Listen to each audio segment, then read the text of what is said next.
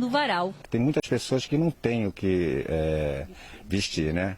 Então, me motivou. Mais tarde até vou fazer também ainda aí em casa, vou dar uma geral. Se tiver aí, então eu vou colocar aqui, vou dar para o colégio aqui para doação.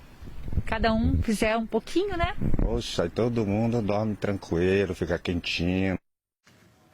E antes de dar tchau, vamos dar uma olhadinha aqui nas redes sociais. Já estão surgindo aqui as mensagens enviadas. O que é isso aí do teu lado, Jodar? O Henrique mandando a foto do tacacá de Belém do Pará, melhor remédio pro frio. Gente. Muito bom, o camarãozinho aqui, ó. Opa, maravilha. É muita comida. E o Leocádio manda: Ora, bom dia, Kovalik, Jaqueline Jodar, linda imagem da estátua de Padre Cícero, só que a estátua não veio, né? Tá certo. Mas valeu pela mensagem. Obrigado pela mensagem. E olha, gente, esse Hora 1 de Casa Nova fica por aqui, mas... Você já sabe, se quiser rever o que a gente mostrou aqui no Hora 1 no dia de estreia do novo cenário, passa lá no Globoplay, porque amanhã tem mais, Jodar. Amanhã tem mais e amanhã vai ser ainda melhor do que hoje. Então já tô criando expectativa aqui.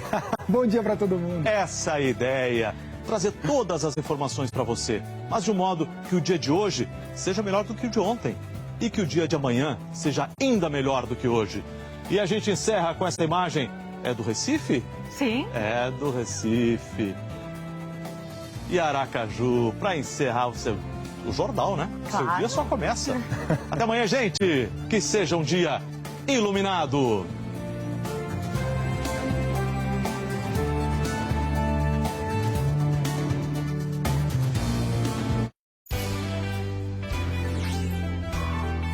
Bom dia, São Paulo. Oferecimento Sunset, sempre com você.